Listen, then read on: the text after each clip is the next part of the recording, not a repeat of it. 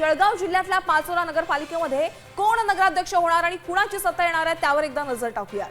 बघा, पाचोरामध्ये भाजपच्या सुचिता वाघ या संभाव्य नगराध्यक्ष असतील। बघा, पाचोऱ्यातलं आपण चित्र बघतोय। पाचोऱ्यामधली लढत देखील चुरशीची होती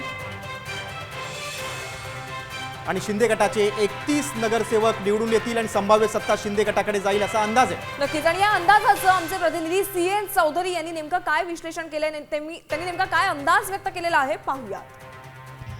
नगराध्यक्षांसह 28 प्रभागांमध्ये जवळपास शिवसेना आणि भाजप या दोन्ही पक्षाच्या उमेदवारांमध्ये सरळ लढत होते।